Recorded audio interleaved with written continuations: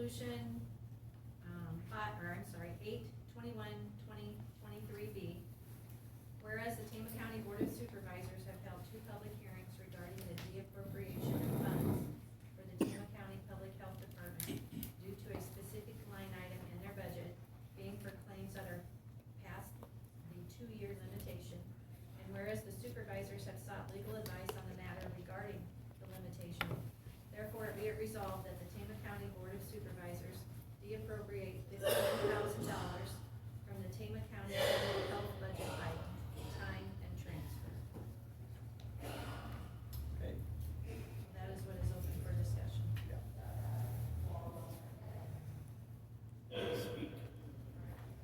So I'm here to clear up any misconceptions in regard to chapter 69. If anybody has questions in regard to chapter 69, I am the county sanitarian, been in the position for 2 years. I've taken a 16-hour course on chapter 69 from DMAC.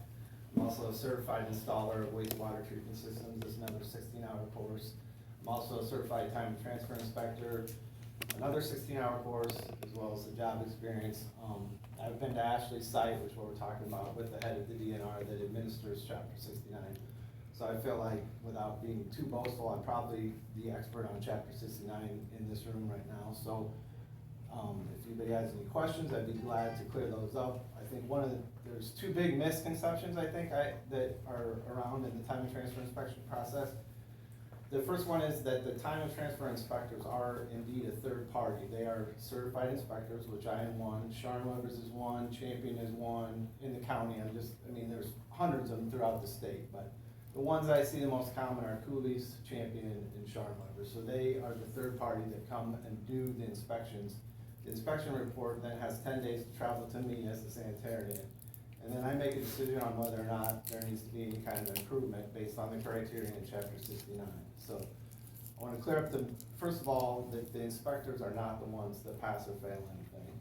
And the inspectors are a third party. So to me, it seemed like there was a large misconception about that out there. So in regards to Ashley's property or any of the properties, I'm here to answer any questions you may have, because I feel like there is some misunderstanding on whether or not it should have passed or should have failed. So I'd be glad to answer those, and I do also want to make it known that, to be honest with you, this is the tip of the iceberg.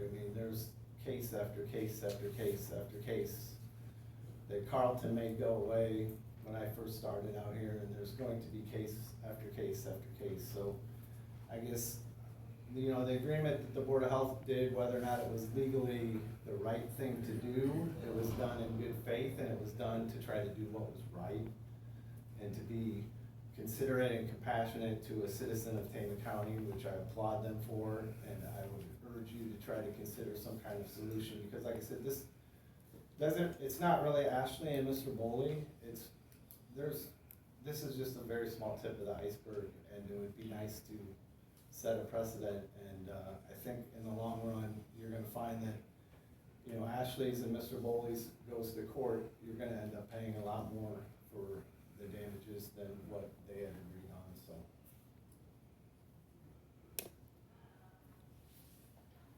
Yeah, I've reached out to you, Bill, I know, and wanted to set up a meeting with the Board of Health, the Board of Supervisors, and Corey Frank, the head of the DNR, so that we can all get together on the same page, because I don't feel like we're operating as a team, which is sad. And the invitation is here publicly now to you. That invitation is there and always there to have communication and an open meeting where we're all adults and sit down and talk and come to, solutions that are beneficial to everybody. So that door is always open. So your invitation was rejected, is that what you're saying? Yes, it was rejected. Yes, it was.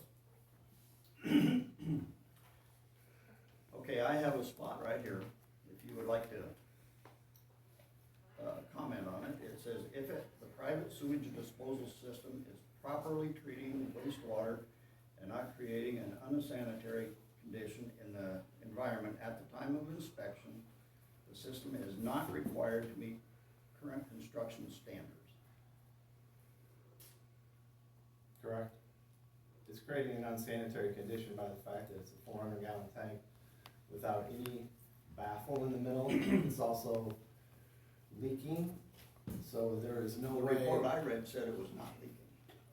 Right, and the, report was incorrect. You can see by the pictures that it is not, indeed, water. It's not, you can tell it's leaking. I mean, you can tell from the pictures in 2018, so that's the reason why it's failed. I mean, you can see right there that it's not waterproof, watertight. When Corey and I were out there, we probed the bottom of the tank, there was no bottom to the tank. There's guidance been put out in the time of transfer inspections that anything under 500 gallons is a fail. It's not in code, but it's due to the fact that when you do go to code, and right after that paragraph that you just read to me, it says, however, the discharge restrictions in paragraph 6913B shall always apply, so then you need to go back to 6913B. It is prohibited to discharge any wastewater from private sewage disposal systems except as permitted in this chapter to any ditch, stream, pond, lake, natural or artificial waterway, county drain tile, surface water drain tile, or land drain tile to the groundwater or to the surface of the ground. Under no condition shall effluent from private sewage disposal systems be discharged to any abandoned well, agricultural drainage well, or sinkhole. Existing discharges to any of the above listed locations or structures shall be eliminated by the construction of a system in compliance with their primary rules. And that supersedes what you just got done talking about. So it's a 400-gallon tank without a baffle. So if you understand the whole septic system, the primary treatment is done in the tank, okay? The solids settle, the liquids go over the baffle, and it goes out. So you have a 400-gallon tank that's too small for any settling to occur, and there's no baffle for the liquids to go over the top. So you are essentially sending raw effluent out into the groundwater, which is what we just discussed in here.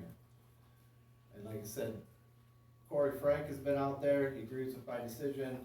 I've had other sanitarians from Iowa County, from Blackhawk County, look at this. It's a clear fail. So, I don't know, I'm sorry, for you to sit up there in your position and make a determination, I don't feel like it's a very educated one, and compared to a person that has been to classes on chapter 69, is a certified time and transfer inspector, certified installer of wastewater.